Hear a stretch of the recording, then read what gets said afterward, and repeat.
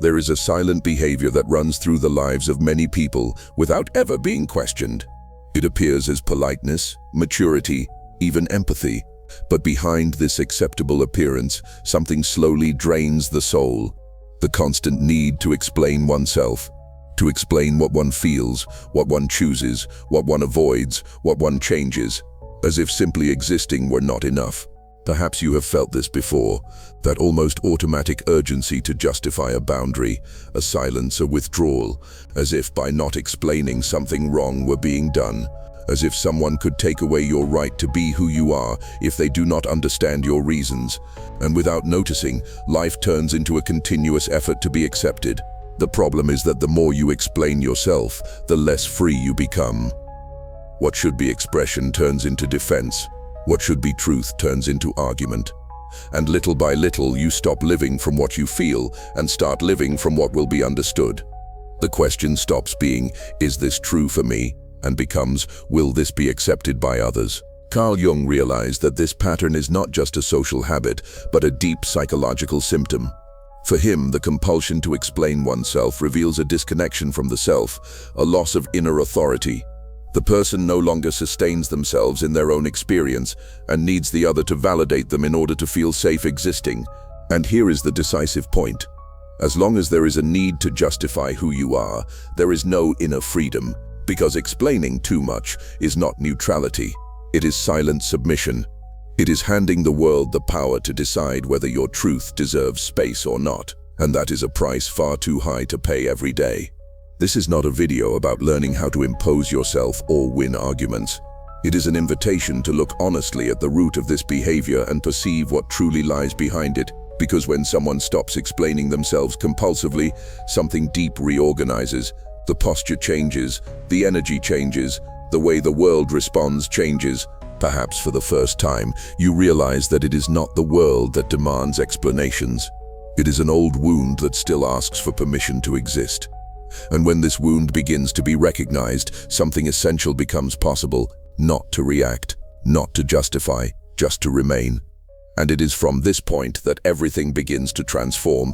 Most people do not remember the exact moment when this pattern began, but they feel its weight every single day. The need to explain oneself does not arise from a lack of personality or conscious insecurity. It emerges as adaptation. A silent adjustment made in environments where feeling was not enough, where emotions had to be corrected, justified, or softened in order to be accepted.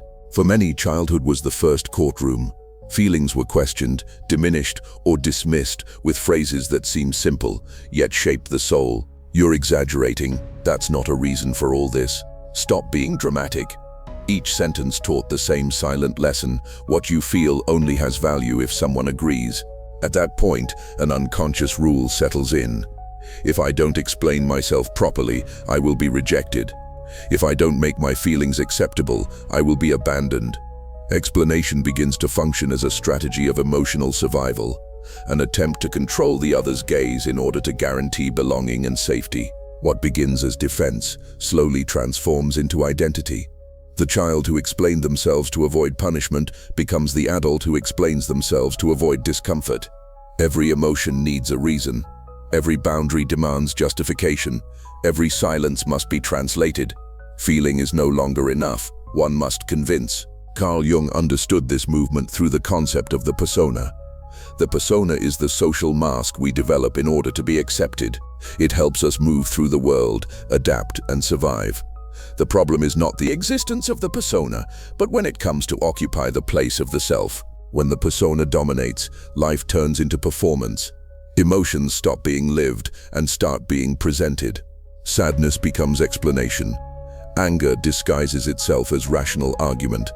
Joy is restrained so as not to disturb. The question stops being, what do I feel? And becomes, how will this be received? At this stage, the person no longer lives from their own truth, but from the anticipation of others' judgment. They edit their feelings before expressing them. They rehearse justifications before acting. Existence becomes a stage where authenticity is constantly postponed in exchange for acceptance. That is why this compulsion is so exhausting. It demands constant vigilance. You are not simply living, you are watching yourself, controlling your tone, adjusting your words, making sure your presence does not create discomfort. Over time, this creates a silent yet profound form of self-abandonment. Jung would say that here the ego moves away from the self. Instead of serving inner truth, consciousness begins to revolve around external approval. The person stops asking what is true for themselves and starts asking what will be tolerated, accepted, or emotionally safe for others. That is why this habit feels so natural and at the same time so heavy. You stop living in order to feel and begin living in order to justify what you feel. And when existing becomes defense rather than expression, the psyche starts to pay a silent price. Until a question emerges without warning: how much does it cost to constantly prove that you have the right to exist?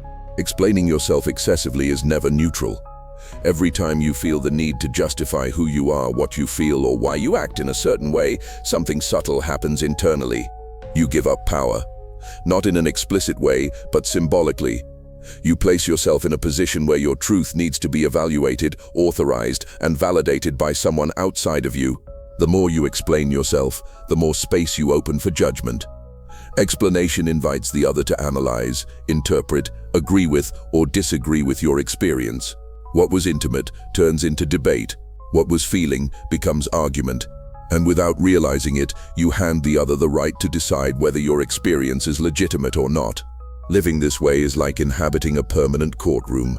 Every choice needs a defense. Every boundary needs proof. Every silence demands justification. You wake up already preparing for possible invisible accusations, as if the world were constantly waiting for you to explain why you are the way you are. The psychological effect of this is profound. The mind enters a state of continuous alert. Anxiety grows because there is never any guarantee of acquittal. Even after explaining, doubt remains. Did they understand? Did they accept it? Can I rest now? The answer is almost always no. Over time, this dynamic generates internal confusion.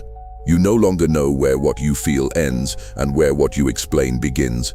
Emotions blend with justifications, decisions lose clarity, identity begins to dissolve because everything must pass through the filter of external acceptance before it can exist. There is also a silent sense of weakness. Not because you are weak, but because you have grown accustomed to positioning yourself from a place of defense. Those who live explaining themselves live reacting, and reacting all the time prevents the construction of presence. You move from fear of making mistakes, not from confidence in yourself. Jung understood that this posture wears down the psyche because it keeps the individual trapped in the gaze of the other. The energy that should sustain inner life is diverted to sustain images, narratives, and justifications. The cost is high: emotional exhaustion, chronic insecurity, and a constant feeling of being lacking. It is here that an essential reframing must occur. Silence is not escape. Silence is presence. When you stop explaining yourself, you are not hiding. You are withdrawing from a game that was never fair. You stop negotiating your truth and begin to inhabit it. Observe nature. The sun does not explain itself for shining. The river does not justify its course. The mountain does not argue with the wind. They simply are, and precisely for that reason they are not interrogated. When you abandon the compulsion to explain yourself, something similar happens. People stop interrogating and begin observing. Silence changes the dynamic because it interrupts the cycle of submission. It does not offer arguments, it offers presence. It does not ask for approval, it establishes boundaries, and this destabilizes those who were accustomed to questioning your truth. The absence of justification breaks the pattern of control. At this point, something curious emerges. Those who respect you approach with more care. Those who controlled you become uncomfortable. Silence functions like a mirror. It reveals who related to you through genuine affinity and who fed on your insecurity. It is not distancing, it is filtering. But sustaining this silence requires something deeper than external strength. It requires an internal shift, a new axis from which you begin to live. Because stopping the need to explain yourself only becomes possible when you stop asking for permission to exist and begin positioning yourself from a truth that does not depend on others' understanding.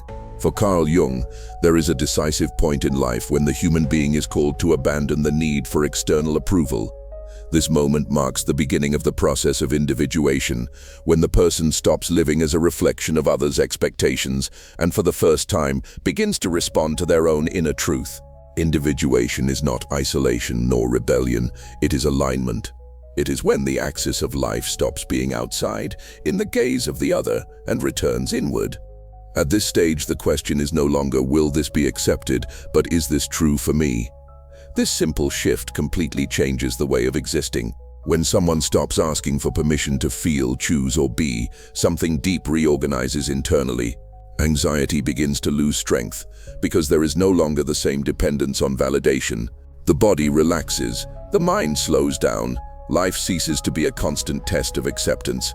This inner turning point is usually silent. There is no announcement, no confrontation, just an intimate decision not to betray oneself anymore. The person realizes that explaining too much was always an attempt to guarantee love, but that true love never demands justifications to exist. The phrase that is born at this point is not spoken aloud, but felt with clarity. It doesn't matter if they understand. This is true for me. This conviction does not come from arrogance, but from integration. It arises when the individual begins to trust their own experience more than external approval. With this change, relationships based on control begin to weaken. People who depended on your insecurity lose space. Dynamics sustained by guilt, demands, or constant explanation become unsustainable. Not because you attacked, but because you stopped yielding. At the same time, something new begins to occupy that space. Respect appears where there was once demand. Listening replaces interrogation. Presence takes the place of justification. This happens because those who do not explain themselves excessively do not place themselves in a position of emotional inferiority. Jung understood that individuation requires courage because it implies accepting the possibility of not being understood. And this is one of the greatest human fears. But it is precisely by crossing this fear that the individual stops living fragmented and begins to become whole. Psychological integrity is born when you sustain your truth even in the face of discomfort. Not to convince, not to prove, but to remain faithful to what you feel. This silent fidelity creates a presence that does not need to impose itself because it is already rooted. Over time, this posture generates an almost invisible yet powerful effect. People begin to treat you differently, not because you demanded respect, but because you began to respect yourself. The energy changes, communication changes. The place you occupy in the world transforms. To individuate is to stop negotiating your own essence. It is to understand that not everyone will walk with you at this stage, and that some distances are not losses, but natural adjustments. The solitude that may arise is not punishment, it is space for integration. Within this space, identity reorganizes itself. You begin to listen to yourself more. Decisions become clearer. Boundaries stop being aggressive and become natural. Life begins to flow with less effort because there is no longer so much internal resistance. Stopping the need to explain yourself does not mean closing off to dialogue, but abandoning the need to justify yourself in order to exist. Communication becomes simpler, more direct, more true.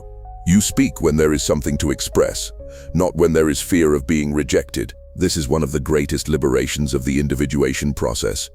The realization that you do not need to be understood by everyone to be whole. That your truth does not need to be translated all the time to be valid. That existing is not a request, it is a fact. When this understanding settles in, something quiets within. The compulsion to explain loses strength. Silence ceases to be a threat and becomes shelter. You no longer need to fill every space with words in order to feel safe. It is in this state that something greater begins to reveal itself. When you stop asking for permission to be who you are, not only does your relationship with yourself change, but the way the world responds to your presence changes as well. And it is exactly at this point that everything truly begins to change. When a person stops explaining themselves, something changes in a silent yet definitive way. It is not an external gesture, not a public declaration, not a rehearsed posture. It is a shift of axis. Life stops revolving around the gaze of the other and begins to organize itself from an inner center that no longer asks for authorization to exist. At this point, there is no longer such urgency to be understood. There is more presence in being true. Anxiety decreases because the mind no longer needs to anticipate judgments. The body relaxes because it is no longer in a constant state of defense. The soul breathes because it no longer needs to justify itself to take up space. Stopping the need to explain yourself does not mean becoming cold, distant, or indifferent. It means stopping the negotiation of what is essential. It is understanding that dialogue does not require submission and that true understanding is not born from insistence, but from mutual respect. Those who need constant justifications do not want to understand, they want to control. When you sustain your truth in silence, the world begins to respond in a different way.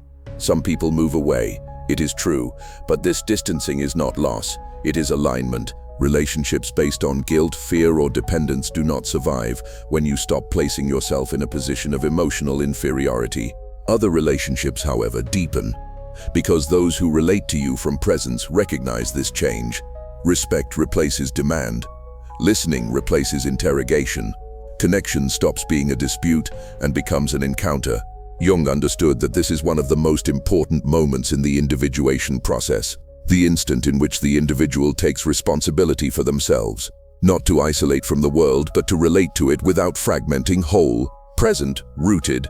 There is a silent strength in those who do not need to explain themselves, a strength that does not come from imposition, but from inner coherence. This presence does not raise its voice, does not argue excessively, does not seek to convince. It simply sustains itself, and this is felt by everyone, even if it is not understood. It is at this stage that life begins to flow with less resistance. Decisions become simpler, boundaries become natural. The fear of displeasing loses space, because pleasing is no longer the main criterion. The criterion now is inner truth. Perhaps you realize that you spent years trying to be understood when, in fact, you needed to learn how to sustain yourself. That you spoke too much when you needed to listen. That you explained too much when you needed to trust. And this realization does not come to blame, it comes to liberate. Because everything you have done until now was an attempt to survive emotionally. Explaining was a strategy, but survival strategies do not need to accompany you forever. At some point, they stop protecting and begin to limit. There comes a point when silence ceases to be fear and becomes choice. A silence that does not flee, does not hide, does not shrink. A silence that says, without words, I know who I am, and that is enough. And perhaps this is the question that now echoes, without urgency for an answer.